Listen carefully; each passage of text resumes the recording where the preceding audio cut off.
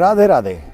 I am in nature paradise, प्राकृतिक स्वर्ग। और सियाटल में इसे यहाँ के लोग कहते हैं माउंट रेनियर। माउंट रेनियर में ये प्राकृतिक सुंदरता है, यहाँ का पृथ्वी का स्वर्ग भी कह सकते हैं। और आज मैं यहाँ इसलिए आया क्योंकि अब शरद पूर्णिमा की चर्चा मुझे करनी है, तो मैंने सोचा प्रकृति के जितने करीब जा सकूं उतने करीब जाकर मैं आपको ये शुभ संदेश दे सकूं कि शरद पूर्णिमा अभी आने वाली है। और शरद पूर्णिमा पे जो हमारा चंद्रमा है वो पृथ्वी के सबसे क्लोज होता है। और सबसे क्लोज होने का मतलब है, जैसे हमारे वेदों में भी कहा गया है, चंद्रमा मनसो जाए। हमारा जो चंद्रमा है वो हमारे मन का कारक है, हमारे मन का स्वामी है। तो प्रकृति जो वैसे तो हमारा पूरा जीवन ही प्रकृति पर निर्भर है। और इस शरद पूर्णिमा की रात्रि में चंद्रमा अपनी पूर्ण 16 कलाओं के साथ खिलता है और पृथ्वी के सबसे करीब होता है। अधिकांश कुछ वैज्ञानिकों ने ऐसा भी शोध किया है कि जितने भी लोग पागल होते हैं, अधिकांश इस जब चंद्रमा पृथ्वी के क्लोज होता है, पास में होता है, तब होते हैं।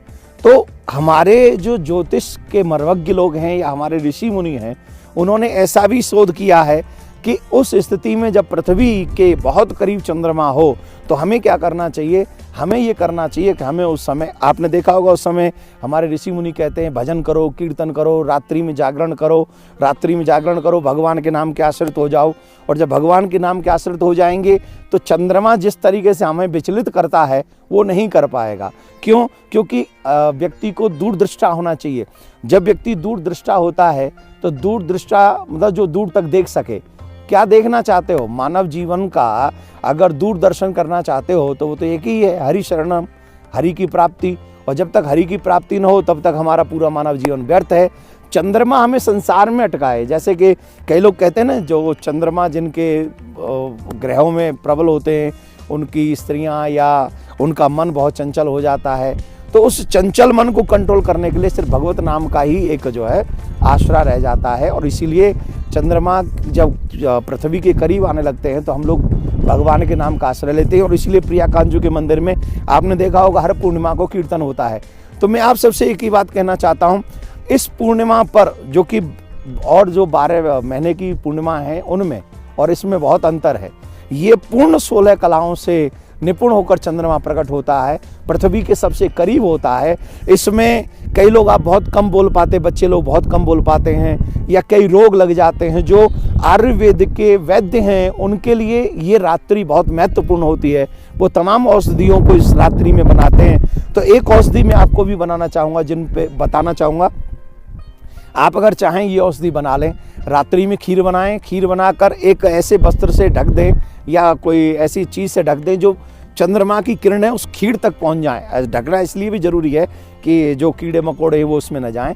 और ढक के रखें, सारी रात्रि बना के रखें और सुबह उसको ग्रहण कर लें।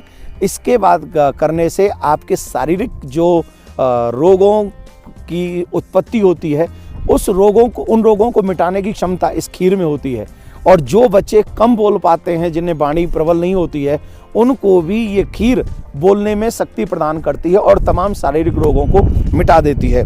सबसे पहली बात जो आस्तिक लोग हैं उनके लिए तो यह है कि आप इस पूर्णिमा पर जाग कर भगवान का कीर्तन करें, रात्रि भर जागें। क्योंकि इसका एक और जगह पर मैंने पढ़ा कि लक्ष्मी जी इस रात्रि को भ्रमण करती हैं और वो देखती हैं कि कौन जग रहा है। जो जग रहा है उसके ऊपर उनकी कृपा होती है।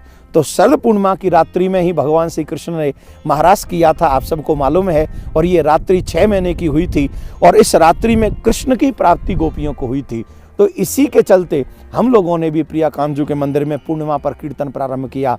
और ये पूर्णिमा की रात्रि वृंदावन का वास और स्पेशली शरद पूर्णिमा की रात्रि हम सब के लिए महत्वपूर्ण है। आइए हम और आप सब इस शरद पूर्णिमा की रात्रि को सुंदर बनाएं और दूरगामी बने, दूरदृष्टा बने और दूरदृष्टि में एक संकल्प के साथ हम जिएं कि हम इस जन्म में कृष्ण को प्राप्त करना चाहते हैं, कृष्ण कृपा को प्राप्त करना चाहते हैं, और कृष्ण कृपा को प्राप्त करने के लिए बहुत ज़्यादा जरूरी है कि शरद पूर्णिमा पर हम लोग वृंदावन वास करें, कीर्तन करें और हरि स्मरण करें। भगवान कृपा करे आप निरोगी काया को प्राप्त हों, भगवान कृपा करे लक्ष्मी की कृपा आपके ऊपर बनी रहे, लेकिन भगवान सबसे बड़ी कृपा करें प्रियाकांत जी कि आपके जीवन में भगवत भक्ति बनी रहे, आपका हृदय शुद्ध रहे और ठाकुर जी की कृपा आप सब पर बनी रहे।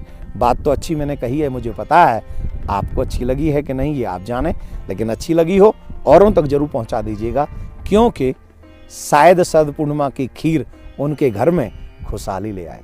राधे राधे।